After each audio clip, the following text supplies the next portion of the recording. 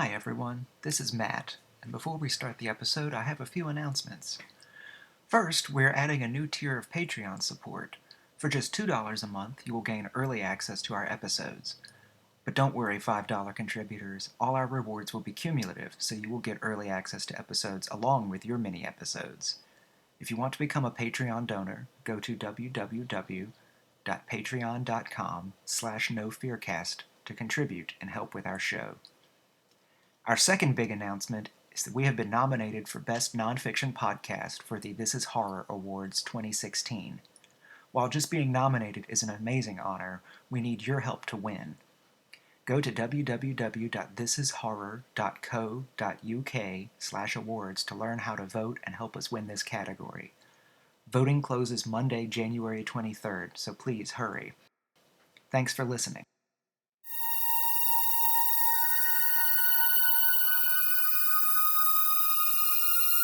It was a spring day in 1848, March 31st, in Hydesville, New York. 14-year-old Maggie Fox and her 11-year-old sister Kate invited their neighbor over to witness the strange phenomenon that had recently overtaken their home. A spirit, it seems, was communicating with them in their bedroom. The sisters were able to ask the spirit to rap on the wall a certain number of times, and the spirit would always reply in kind. They even asked the spirit to knock the age of the neighbor, and 33 knocks came back, the exact age. The girl's mother was understandably upset and frightened. After all, an unseen presence had inexplicably taken up residence in her children's room. But it was also the eve of April Fool's Day. Were the Fox sisters simply engaging in a harmless prank? Or were they actually in communication with something beyond the pale? This is the No Fear podcast. We know what scares you.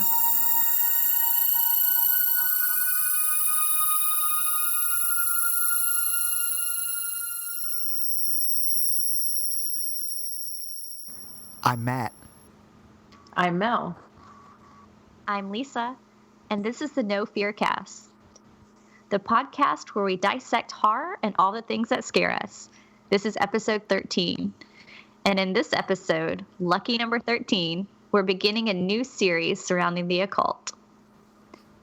So the Fox sisters, after they showed their mother their new trick they had in their room where they could converse with spirits, their mother decided to send them away. I think she was a bit scared. I think the girls seemed a bit frightened. Whether or not they were frightened of the ghosts in their home or they were frightened of how well they had pulled off their prank, I don't know.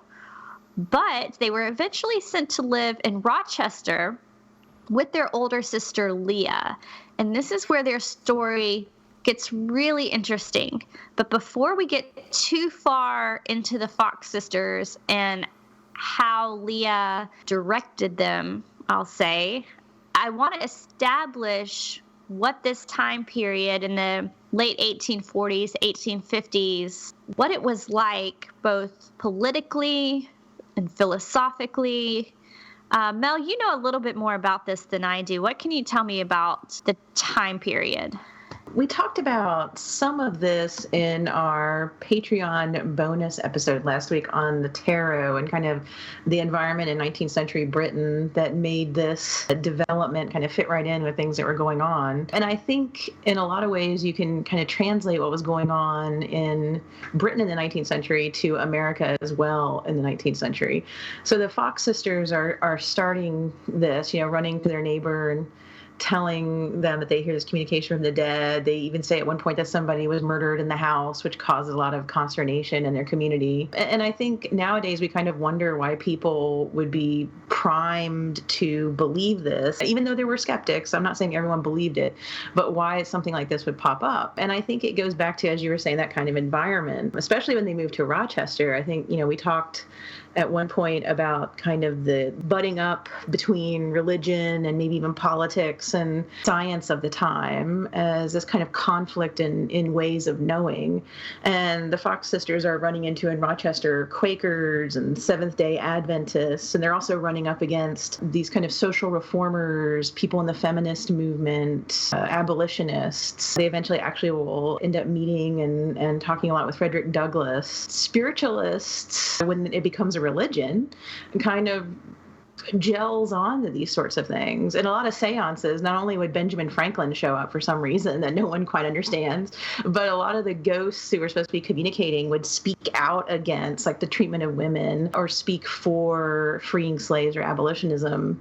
And so if you're thinking about the people themselves, the mediums themselves, and what they may have been interested in, they may not have necessarily been mouthpieces for spirits. It may have just been an easier way for women like the Fox sisters and others to speak about these sorts of things publicly. But you also have this kind of foment in questioning human perception and subjectivity. So, something we talked about with the Christmas ghost stories, people start questioning whether there's someone is actually seeing a spirit or if it's something to do with our vision. Does it have something to do with hallucination? You have people practicing things called spirit photography and doing phantasmagoria shows, which now we know is simply playing with lights and mirrors and maybe using a cheesecloth to make it look like ectoplasm was on someone or coming out of someone's mouth. You have occult societies forming. You have scientific groups deciding that they're going to use science to investigate and explain the unknown so people stop having these superstitions. And spiritualists, as they eventually come to be called, kind of fall into this mix of faith and science and politics and this kind of ferment, and in some ways kind of fill a niche, especially when the 19th century continues and you have a couple things happen. Lots of people dying in wars and technological advances that people have a hard time distinguishing from the supernatural. So being able to send a telegraph or speaking on a telephone and having a ghostly voice talk and using cameras to find pictures of ghosts. And so all of these things start to kind of mesh together in this really interesting mix that folks like the Fox sisters can kind of walk into. And maybe, as you were saying, their older sister Leah can kind of become their manager, I guess, for their show and direct their talents, because they ultimately end up traveling across the country, giving readings and helping people connect to folks who have passed on. Yeah, it's interesting. You've mentioned the term spiritualist a few times, and I think when most people talk about spiritualism as a religion in particular, you can trace that directly back to the Fox sisters and what they were doing, and that really didn't happen, or they didn't start on that road, I guess, to forming a religion until they did move to Rochester. And Rochester was, I don't know how you would want to describe it today, but it was a very intellectual community, and it was a place where a lot of philosophical experimentation was going on, I guess, a lot of searching. I think you mentioned before it was a place where a lot of the abolitionist ideas were going around, a lot of Quaker ideas. And so when these two sisters show up in Rochester, people probably were a bit skeptical of them, but they were also very interested in them. In particular, Isaac and Amy Post wanted to see if these girls could do what they could do anywhere, not just in their home. In other words, is this a case of a haunted house?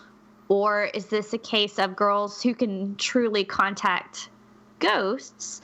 And they did I'm not sure exactly what sort of examination they did, but they did some sort of examination there in Rochester and determined that these girls were not putting on a hoax. And from that point, as you mentioned, their older sister just kind of took them on a traveling show from that point on. And yeah, their story becomes quite a famous one. And I think what you mentioned before is at this time period, the Fox sisters were nothing new, but they just kind of hit at the exact right time. People were very interested in seeing if they could contact the dead.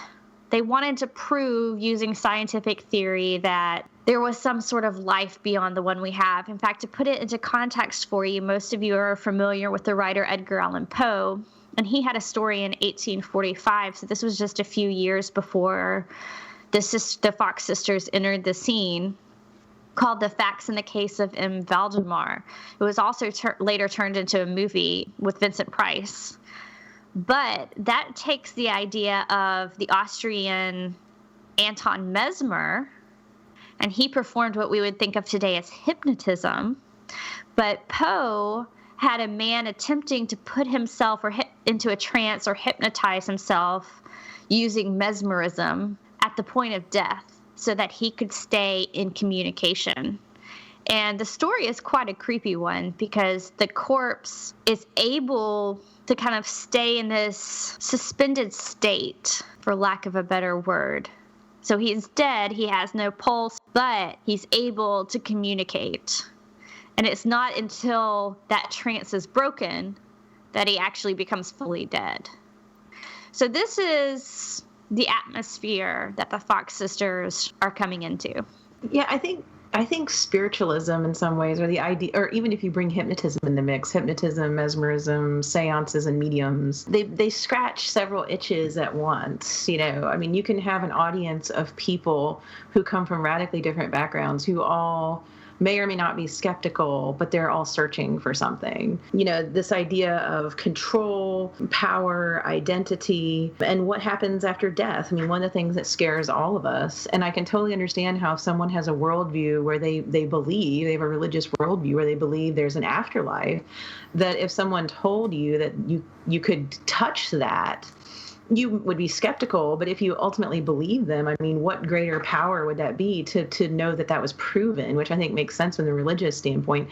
And then scientists, I mean, you know, the British and the American Psychical Society, including Henry James's brother, the psychologist William James, were kind of fascinated by mediums. And the Psychical Societies mostly just ran around debunking mediums to stop them from swindling people. But there was always this idea that, okay, well, what if psychology could explain this? Or what is the final frontier for science to explain? It's death and what happens afterward. And so, you know, I think it's this kind of like uneasy handshake between people from all these different walks of life and these mediums. And if they're a really good showman and they're really good at what they do, like the Fox sisters and Daniel Douglas Hume, who Robert Browning made fun of in his poem Mr. Sledge the Medium, they can make money and they can become pretty well known. And especially for women at this time period, that's something that you can't really get any other way. You could, but it's very difficult to get that kind of celebrity.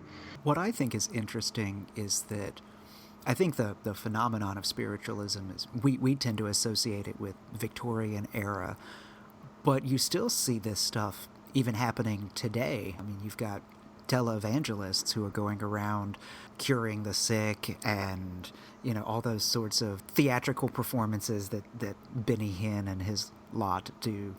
And what's really interesting about them is I remember watching a documentary about them, I think it was on HBO years ago, where they showed some, like a video recording of, I think it was a Benny Hinn televangelist sort of thing, to a professional hypnotist. And the guy said, oh, this guy knows his stuff, because the way that the music and the lights were set up and all these sorts of other things were set up in a way to make people more suggestible. And so, I mean, we talk about debunking mediums in the Victorian era, but I think we even see that carry over to today in some ways, right? Yeah, you bring up a really interesting point, because it's something that I was thinking about as well.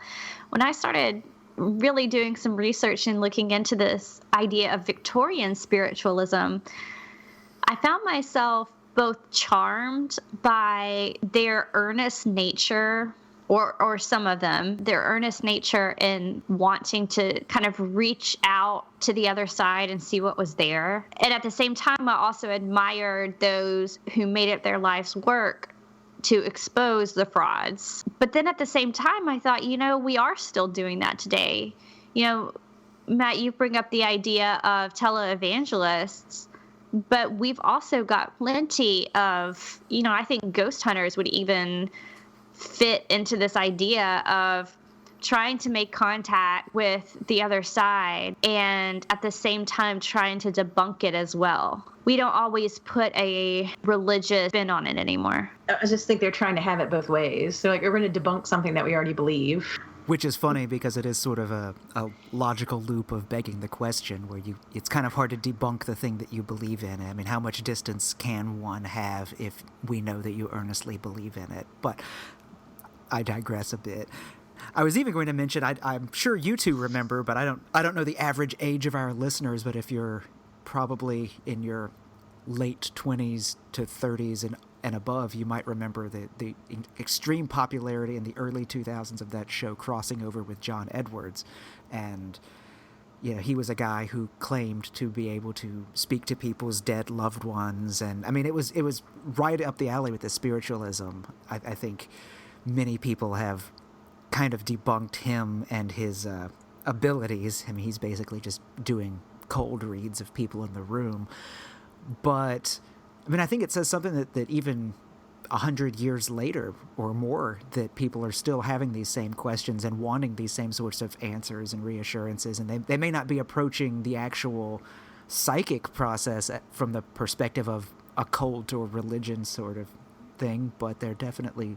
I mean, we're still looking for it. We still want that knowledge of what happens when we die. Is there life after death?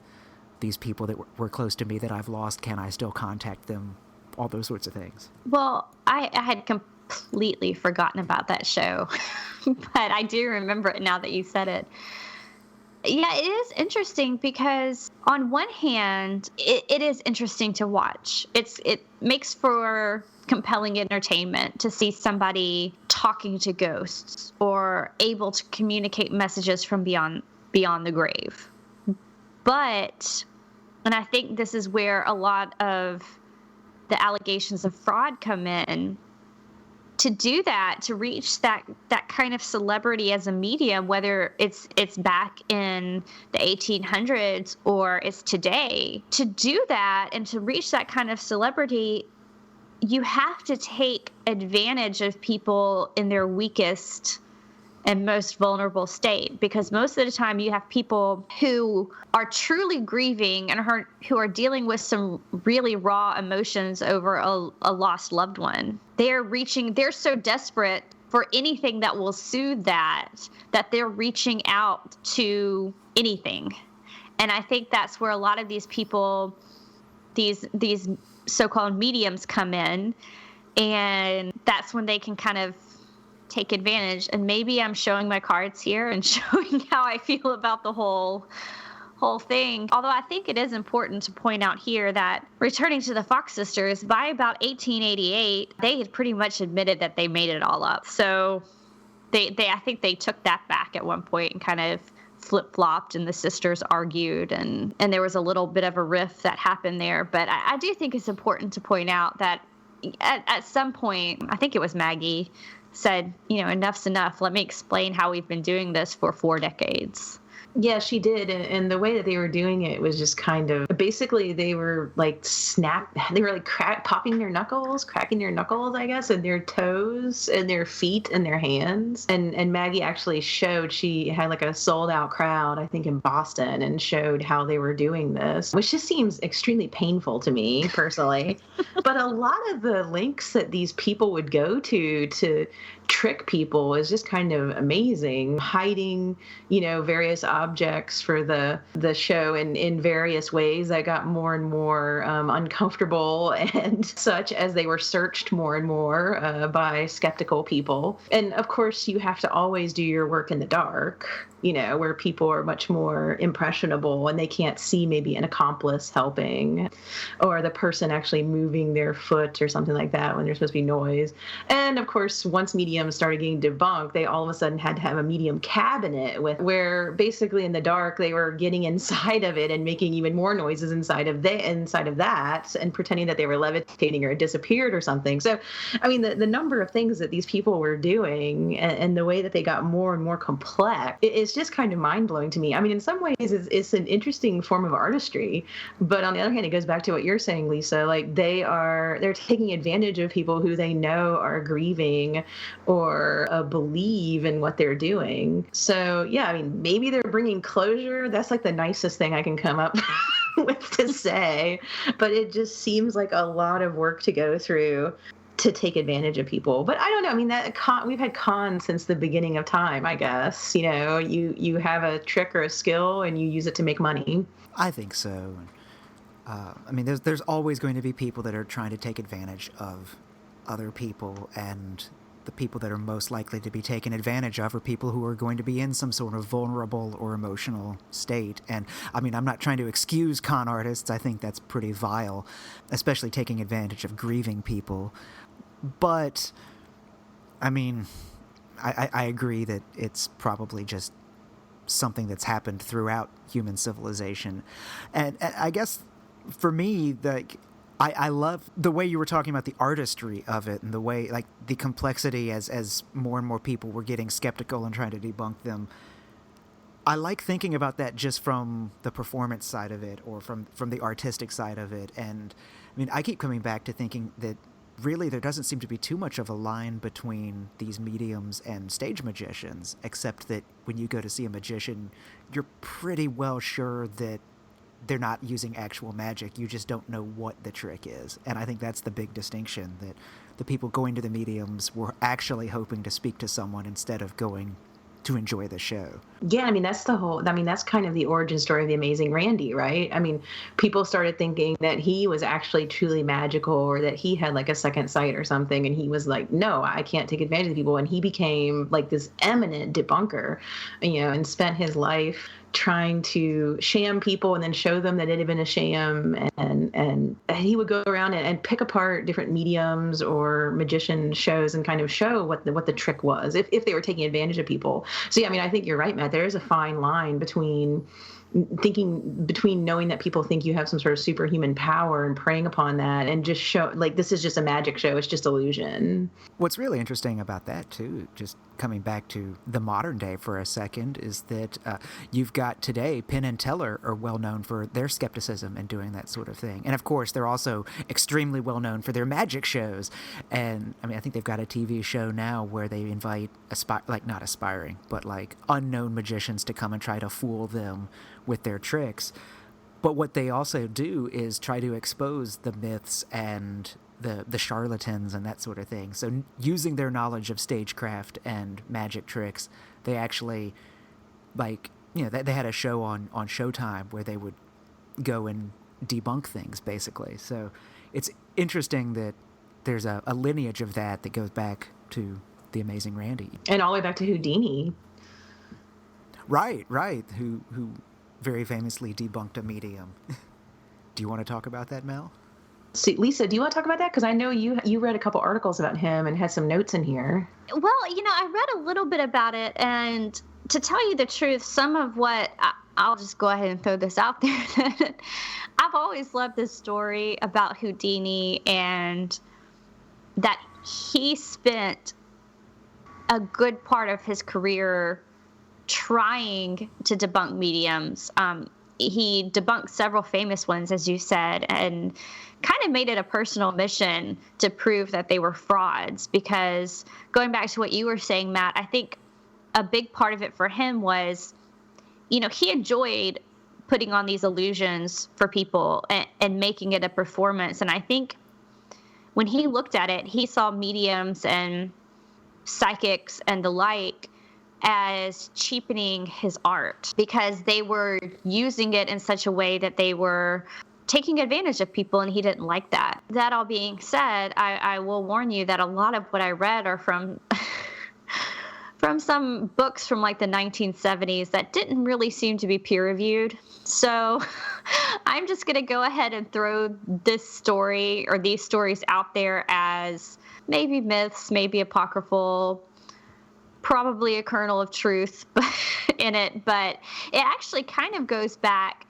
to Sir Arthur Conan Doyle, who, famously is the creator of Sherlock Holmes. He was very interested in learning about the other side and trying to make connections to the other side. He went as far as to join the British Society for Psychical Research. He actually got interested in it in part because he read a book on the Fox sisters. There was a book by John Worth Edmonds that he had read, and he became very interested in the sisters. But also, he had quite a bit of loss that hit him personally, and very close family members that I think deeply affected him and made him want to make connection with the other side. He was very logical, much like Sherlock Holmes, in how he approached it, because he wanted to prove without a shadow of a doubt that people could communicate beyond the grave. And he did a lot of this with his wife. And this is where Houdini comes into this whole thing. Apparently, Conan Doyle's wife had claimed they often held seances in their house, which, by the way, I don't know if any of you have watched Showtime's TV show Penny Dreadful, but in season 1, there's a really great storyline involving a medium, kind of a seance that happens at a party. I won't give away too much, but it ends up being one of the creepier moments of the TV show. But this is the way I imagine it all happening. You know, there's this kind of fancy party going on, and everyone's well dressed and sipping champagne, and they decide to do a seance. But apparently, Conan Doyle's wife claims that she contacts Houdini's mother, but Houdini's mother barely spoke English. This kind of tipped it off for Houdini that it wasn't his mother that she was contacting, if she was contacting anybody at all. And so that, again, I don't know if that's, a myth or something that has a story that's changed over time, but I like it. Just kind of the whole Sherlock Holmes and Houdini connection. But this is true. Houdini went after a very specific medium named Mina Crandon. And she could apparently she worked with her husband. Most of these, from what I can tell reading, worked with at least one other person. But she could make, tables levitate, and she could make spirit noises similar to the Fox sisters. Things could, rap on the walls or make a bell ring. And he actually showed how this woman was doing this. Of course, like you said, Mel, a lot of this happened in the dark, and she would have a bell that would ring when it was asked questions, that a spirit would ring. Well, he realized very quickly that she was moving it with her foot, just kind of a slight movement under the table. I read somewhere that he did that he had wrapped his leg in really tight bandages, basically, so that pretty much he would cut off blood supply. And then right before the seance, he took off the bandages, if I'm remembering the story right, so that his skin was really sensitive. And that's how he felt her slight movement under the table. He made sure to sit next to her. And there's another story.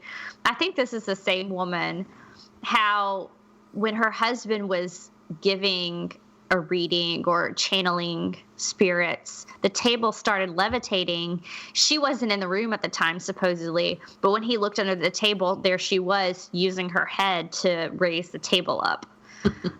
So I just have this image of Houdini flipping on the lights and pulling up the tablecloth. I don't know if that's actually how it happened, but he did kind of take it on himself to prove that these people were frauds, because he wanted to make sure, I think, number one, that people weren't taken advantage of, but that, two, he would be able to practice his art in an ethical way. That was something he took pride in. He wanted people to know, I'm performing a trick. Try to figure out what I'm doing. You're not going to do it.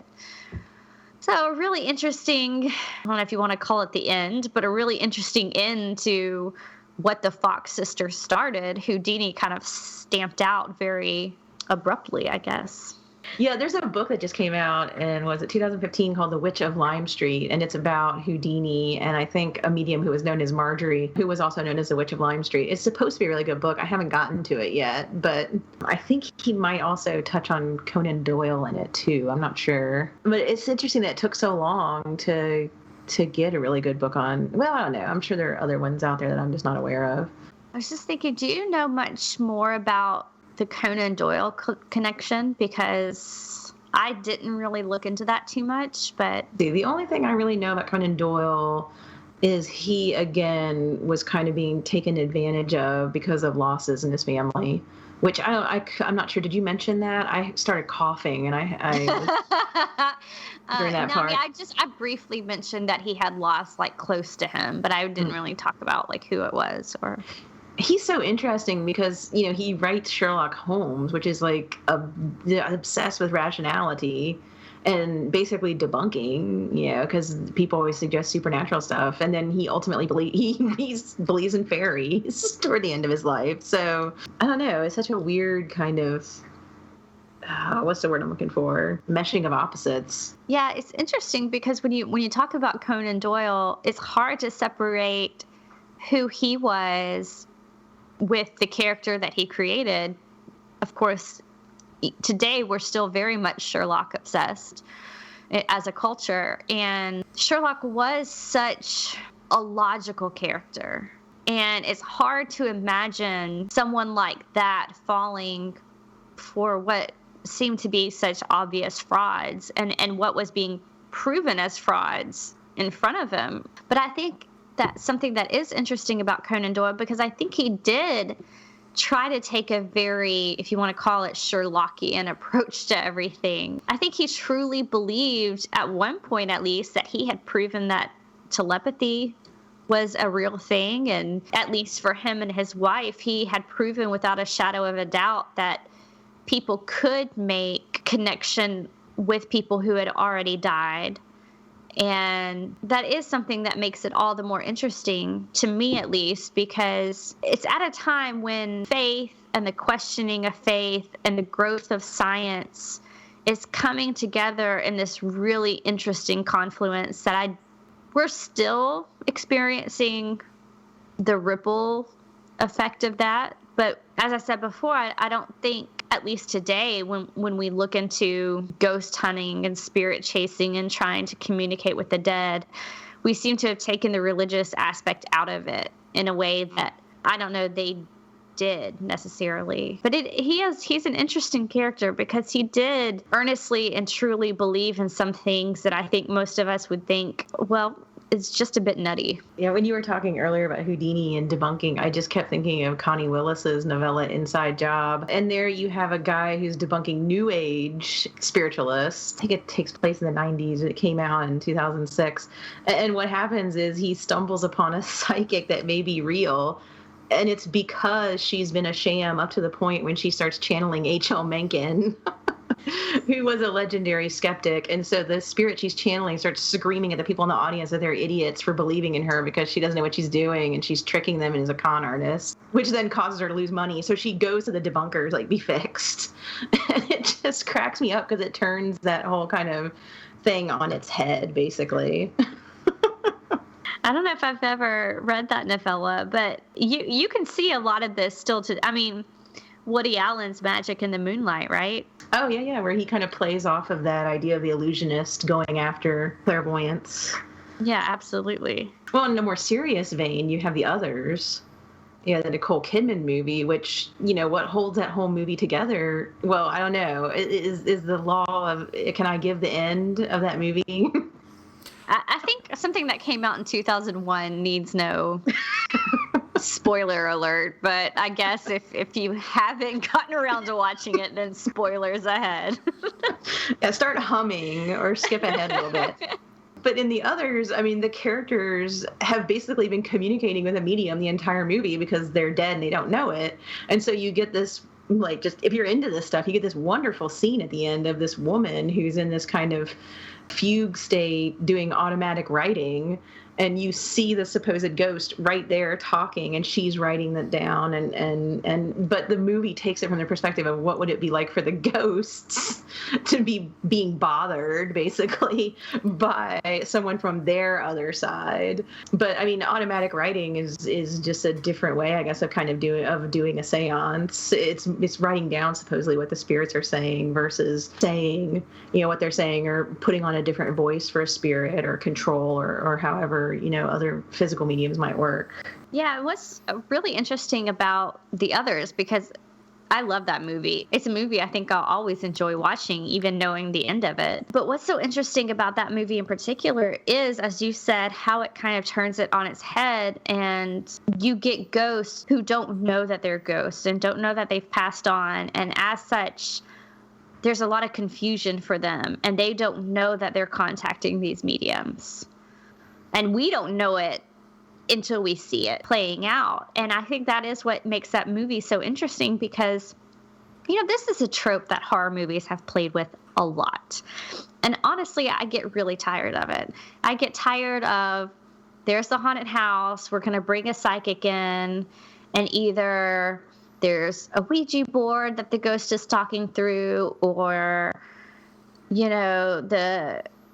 the medium's eyes turn white or black, depending on the nature of the ghost in the room, and starts talking in another voice, or there's automatic writing. Not that it can't be used in good ways. Shirley Jackson did something similar with her ghost hunters who come in The Haunting of Hill House, but for the most part, it does seem to be a very trite concept in the horror movie, and we need a few more like the others that explore it from a little bit of a different angle than just, this house is haunted, this person can talk to the ghosts are bad, let's get them out of the house. Yeah, and it also it gives the ghosts kind of a psychology that we don't really think of. It's like, you got to bust the ghost, you got to get rid of them, you got to find out what their problem is when they're talking to us. In the movie, they're trying to find out what the living people's problem is. Why are they messing up our stuff? And there's definitely unfinished business and closure that's needed,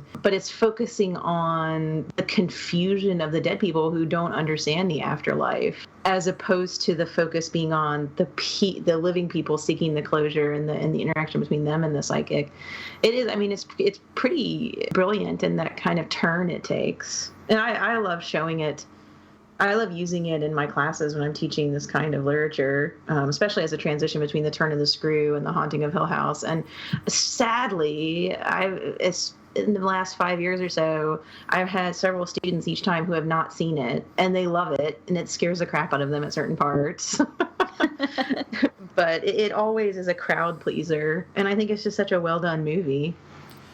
I think what I like about the others is that the idea, the medium that's revealed at the end in the mind of Nicole Kidman and the kids, but mostly we get Nicole Kidman's character's point of view, is that that's what's causing her haunting. She is the ghost, but that is, like, the weird occurrences and that sort of thing is being caused by the invasion of the medium into her space. So it's like this, well, like Lisa said, this kind of inversion of the entire trope, that the ghost is the one who's being haunted because we get to see her perspective. And I guess to kind of shift topics as we kind of wind down this episode, I wanted to ask both of you, because I noticed that we've been talking a lot about lately the debunking of the spiritualism, and starting with Houdini and all of these other skeptics. And I myself am fairly skeptical. I'm open to the possibility of things. I've never personally experienced any sort of haunting or I've had some weird stuff in my life happen, but I've never felt that there was a ghost or had any sort of psychic sort of things. But I do count myself as skeptical but open-minded. But, what do y'all think about this sort of thing? Is it possible that there aren't charlatans and fakes out there? We're talking a lot about mediums and psychics and spiritualism in general. Not to get into the religious side and all that, but what do you think? I'm intrigued by the cases where people, because I've read some of the cases and some history of the psychical societies in particular, and I'm always intrigued by the cases where a person has these sorts of powers, is seeing things in dreams or knows things they feel like they shouldn't know, and it scares them, and they never tell anybody, and they never charge money, and they end up eventually going to these scientists, or the scientists find them, and what they want is them to help them and explain what's going on, like they want to understand. And when I read those cases, I think there is something to this idea of the possibility of human intuition, and the possibility of maybe certain parts of our brain. I don't know necessarily, like you were saying, Matt, like what all the spiritual or the other kind of abstract implications of that are. But I think there's something to those cases where the person who could be the medium, instead of, and I hate to put it this way because it seems kind of crass, I suppose, but instead of seeking that celebrity, they instead kind of like hold it to themselves or want to explain why they're having this. And in those cases, I find compelling. Yeah, I'm with you, Mel. I love reading some of those stories, but I think when it really comes down to it, they're just stories for me. I'm what you would consider a spiritual person, maybe even a religious person. Probably most people would call me religious. So in that sense, I'm open-minded that there are things I don't understand. But for the most part, when I hear those kind of stories, I either think con artist, if somebody is seeking celebrity, or if they're not seeking celebrity, I either wonder how they're being manipulated by the investigator, the scientist in the situation, or this is going to sound horrible, but what kind of person are they? What is their background? Why do they think they're seeing things or hearing things? And, even when it comes down to human intuition, which to some degree I believe in, but I almost wonder too if that's just a part of our brain that we're not tapped into consciously. That's almost kind of doing a cold reading of our surroundings, and that's what we're calling intuition. There's some part of our brain that's just picking up small details that we're not even aware of it and putting it all together. And then that way we're thinking, oh, well, I know something I shouldn't have known. Well, not really. So yeah, I don't know. I kind of think I'm probably the most skeptical of the group. I just don't tend to. I call BS on almost everything I hear of this nature. Well, I think that's perfectly fine. Because if you think about all the ways we are tricked, it's all human perception. Yeah. If you frame a seance the right way, even a skeptical person could possibly be tricked because you're not looking, you're looking where they want you to look, or you're hearing what they want you to hear. Or Ouija boards, the ideomotor response, where without even realizing it, we move slightly. I think we would, even if there was a real psychic, I don't know that we would ever know, because there's lots of explanations for what could actually be happening. That's exactly what I was going to say, that, even if there was a genuine bona fide psychic, that the rigorous nature of trying to test things would still leave things open to doubt. That I don't know that we would ever be able to resolve this 100%. And I would even say that it's almost like that kind of Heisenberg uncertainty principle, and physicists don't start writing me about how I'm misapplying this, please. But that idea, though, that the act of observing something changes something. And so, I'm even wondering, like we've brought up kind of in passing, the idea of the investigators doing the investigation, what kind of, how does that change the results? Does that accidentally skew things? If you have someone who even slightly believes in psychic powers and mediums in that way, they might tip the scales so that it's a little more in their favor. If you have a complete and total skeptic who thinks that there's no way possible that this could happen, they may ignore evidence unconsciously or consciously that would prove them wrong. So, just the whole problem of being human means I think that we're probably not going to come up with a 100% answer one way or the other. I think you're right. And I think that's exactly the problem, is when you look at these investigators, in my mind at least, they have to at least have some level of belief when they come in. Otherwise, why are they doing it? I don't believe Bigfoot exists. I'm never going to go out and look for Bigfoot, because in my brain, it doesn't exist. So why would I waste my time tramping around the woods looking for Bigfoot?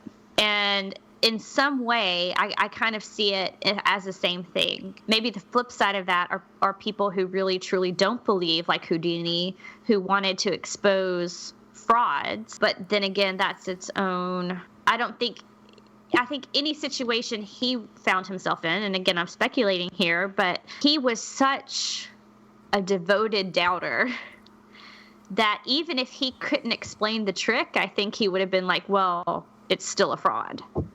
So it goes back to what you said. I mean, it's going to be one of those things that even in the face of overwhelming evidence, it's never going to be 100% in people's minds. Well, it ends up being kind of a Mulder and Scully from the X-Files. You've got the person, either the person who believes or the person who's the pure doubter, but unfortunately the X-Files always tipped things a little bit in Mulder's favor, so we knew where the writers' allegiances lay.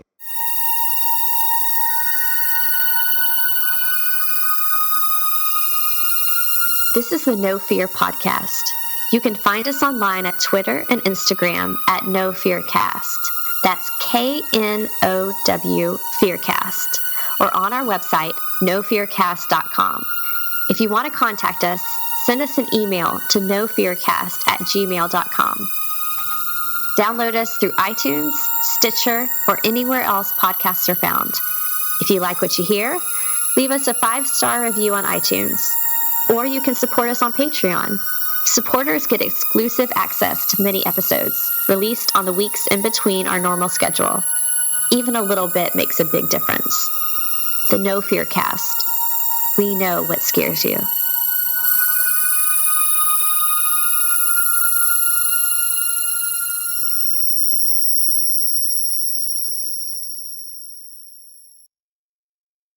This is a personal project and not related to any academic institution.